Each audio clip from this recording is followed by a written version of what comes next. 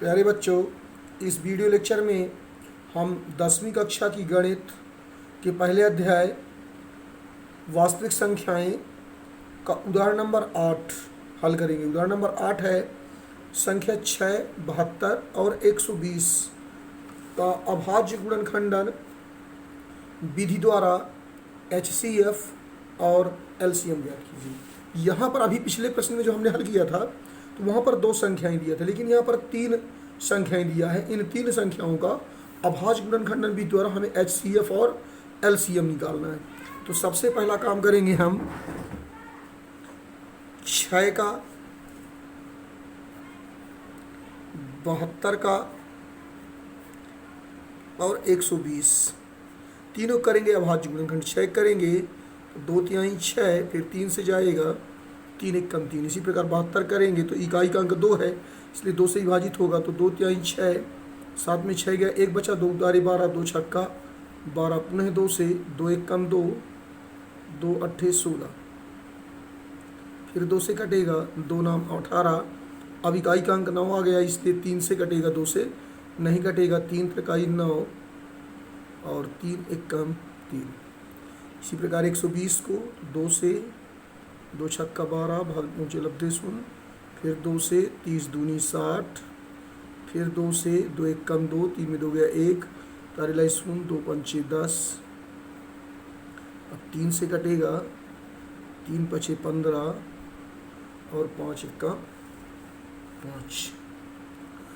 तो इस प्रकार 6 के गुणनखंड आ गए 2 गुणे 3। इसको मैं लिख सकता हूँ 2 की घात 1 और 3 की घात 1। इसी प्रकार 72 में मैं देख रहा हूँ कि 2 1 2 3 बार आया और 3 2 बार, तो इसे मैं लिख सकता हूँ 2 की घात 3 और गुणे 3 की घात 2। और इसी प्रकार क्रम में 120 2 3 बार आया है और 3 एक बार आया है और 5 एक बार आया है। ये आ गए इनके अभाज्य गुणनखंड। अब मैंने बताया था कि HCF जो होता है, महत्तम समापवर्त जो होता है, वो प्रत्येक जितनी भी संख्याएं दी उन सभी संख्याओं के जो उभयनिष्ठ गुणनखंड होते हैं, प्रत्येक उभयनिष्ठ गुणनखंड की सबसे छोटी घात होती है। तो हम देख रहे हैं कि तीनों में सबसे कम घात 2 उभयनिष्ठ गुणनखंड है और 3 उभयनिष्ठ गुणनखंड है।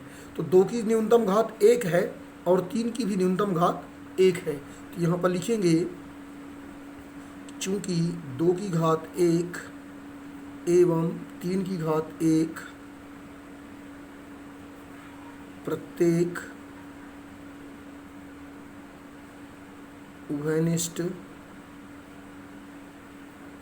गुणनखंड की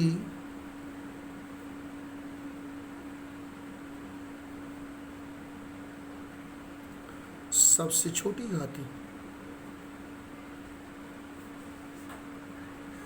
इसलिए HCF 6, 72 और 120 बराबर 2 की घात 1 और गुणे 3 की घात 1। 2 की घात 1 यानी 2 और 3 की घात 1 यानी 3 बराबर 3 दूनी 6। ये आ गया HCF। अब LCM ज्ञात करना है। पुनः फिर से हम देखेंगे। अब लघुत्तम में क्या होता है, प्रत्येक अभाज्य गुणनखंड की जो सबसे बड़ी घात होती है, प्रत्येक अभाज्य गुणनखंड की सबसे बड़ी घात जो कि तीनों से क्या हो, संबद्ध हो, तीनों ही संख्याओं से। तो यहाँ पर 2 की अधिकतम घात 3 है, 3 की अधिकतम घात 2 है और 5 की अधिकतम घात 1 है। तो पुनः चूंकि 2 की घात 3, 3 की घात 2 एवं 5 की घात 1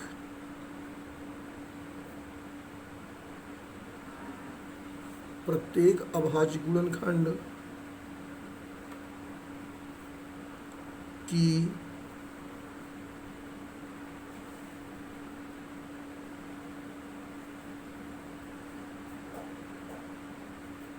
सबसे बड़ी घाती जो तीनों संख्याओं से संबंधित हैं, जो